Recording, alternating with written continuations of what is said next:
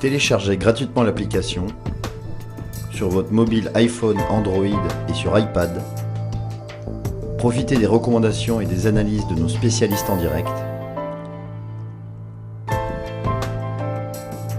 Et suivez en temps réel nos émissions depuis les réseaux sociaux.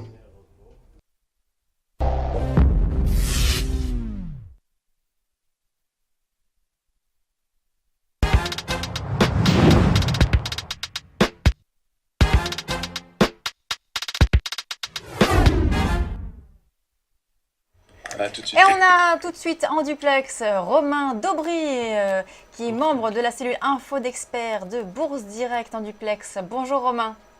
Bonjour Lucie, bonjour Fabrice. Bonjour Romain. On va parler du CAC 40, comme chaque vendredi. Vous nous faites un point sur la stratégie qu'il faut adopter sur le CAC. Alors on a bien monté ces dernières séances là, après le petit repli de début de semaine. Qu'est-ce que vous pensez là qui va se passer? Est-ce qu'on peut continuer à se positionner à l'achat sur le CAC? Alors, le sens reste acheteur. Oui, maintenant on commence à sentir des signes d'essoufflement dans cette tendance. Alors, pas un essoufflement de long terme, de fond, mais peut-être besoin de faire une pause, notamment à l'approche des 5000 points, seuil psychologique, et puis aussi en ce qui concerne les indicateurs techniques qui sont un peu surachetés. Alors, concrètement, oui, on peut continuer à se positionner à l'achat. On espère voir les 5000 points maintenant. Vous vous souvenez, on s'est parlé il y a une semaine sur les niveaux de 4903. On avait comme objectif 946, 958. On est quasiment sur ces points-là aujourd'hui. Donc en une semaine, on n'a pas progressé beaucoup, une cinquantaine de points. Je pense qu'on pourrait éventuellement doubler le score. Pourquoi pas rejoindre la zone 5014, 5017. Qui me paraît être une cible intéressante, voire 5038. Je ne pense pas qu'on aille beaucoup plus haut dans l'immédiat. Donc voilà. En revanche, si on cassait la zone 4948, 4939, qui à mon avis est un palier important, là on pourrait revenir sur 4910, 4900. Et c'est le palier qu'il ne faudrait pas franchir pour ne pas accélérer à la baisse de façon plus significative, à mon avis. Donc on reste acheteur sur repli. Le bon indicateur qui fonctionne en ce moment, c'est les indicateurs de surachat en 1 heure qui fonctionnent très bien, donc en type oscillateur en base horaire, toujours dans le sens acheteur. Maintenant, voilà, on sent un peu d'essoufflement du côté des marchés US aussi, et on arrive en plus à la fin de la période de publication des résultats américains, et on sait qu'en général ça peut être aussi le prétexte pour une prise de bénéfice ou une consolidation. Alors c'est vrai que le vendredi c'est toujours une journée un peu particulière parce que les investisseurs ne veulent pas forcément garder leur position sur le week-end, donc débouclent souvent toute leur position. Est-ce que finalement on peut quand même jouer une hausse du CAC aujourd'hui, ou alors il vaut mieux rester prudent et se repositionner à partir de lundi? Alors on peut continuer à travailler à la hausse. La semaine dernière, c'est ce qui s'était produit. Souvenez-vous, on avait terminé quasiment au plus haut de la semaine, alors que c'était un vendredi encore. Voilà. Mais c'est vrai que ce qu'il faudra regarder surtout, c'est pour aujourd'hui, à mon avis, les indicateurs du chômage aux États-Unis pour février, 5,6 attendus après 5,7, et puis les créations d'emplois, 240 000 attendus après 247. C'est probablement ce qui va permettre de donner le là pour le reste de la séance, et en fonction de ça, de surveiller les points que je vous ai indiqués. Donc, soit on reste long au-dessus de la zone 4950, et on essaye on vise au-dessus de 4976, et on vise peut-être un peu au-dessus de 5000. Sinon, en dessous de 50, on peut commencer à prendre une position vendeur. Ouais, tout à fait.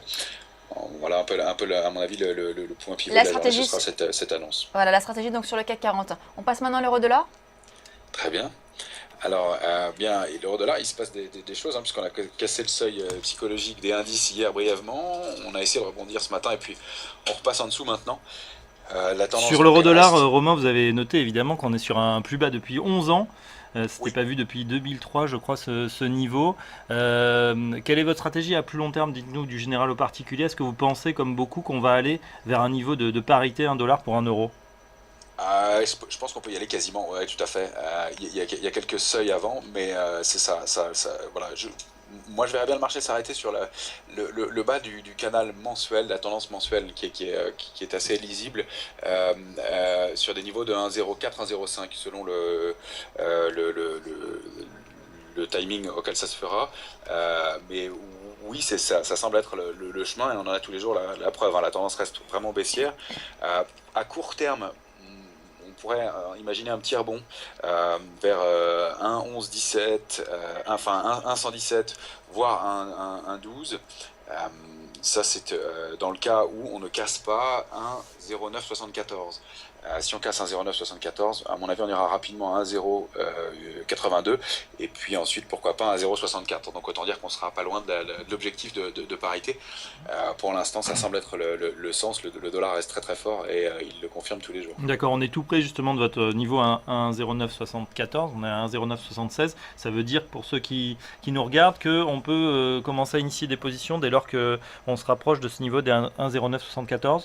S'il est cassé, oui, ça pourrait fournir. Alors, c'est un petit peu vicieux comme niveau parce que si on regarde, en fait, on est inscrit dans un petit biseau qui aurait plutôt tendance à indiquer la hausse. Donc, si on casse ce point-là, on fera une sortie.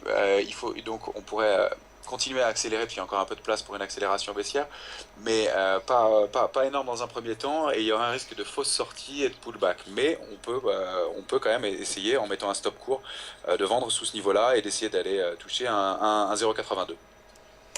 Très Ok, bien. ça c'est donc pour l'euro-dollar. On passe maintenant au pétrole. C'est vrai que c'est aussi un actif que l'on suit beaucoup. Il y avait eu une période de consolidation et puis là, ça rebouge un petit peu. Quel est votre objectif sur le pétrole ? Alors sur le pétrole, on pense que le marché va stagner encore quelques temps. On n'a pas une correction d'une telle ampleur pour rien. Je pense pas que le rebond puisse être immédiat.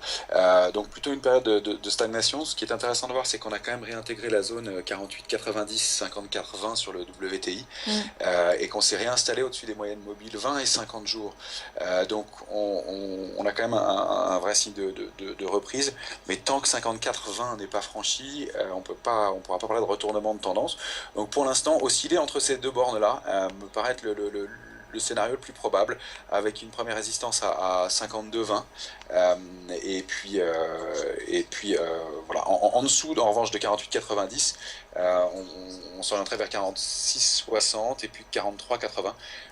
Moi, c'est ce que je pense le plus probable dans l'immédiat. On sent que pareil, le rebond manque d'énergie en franchissant ces niveaux-là, on aurait pu accélérer plus et on voit que le pétrole a du mal à se reprendre. Ok, selon vous, il y a un range, une latéralisation qui se met en place actuellement, 48,90, 52,20 54,20, ouais, tout à fait.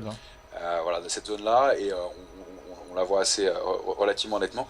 Et je pense que ça pourrait osciller dans cette zone de prix pendant quelques temps, compte tenu du manque de vitesse, d'énergie le manque de vitesse, manque d'énergie dont fait preuve le marché sur ces supports-là.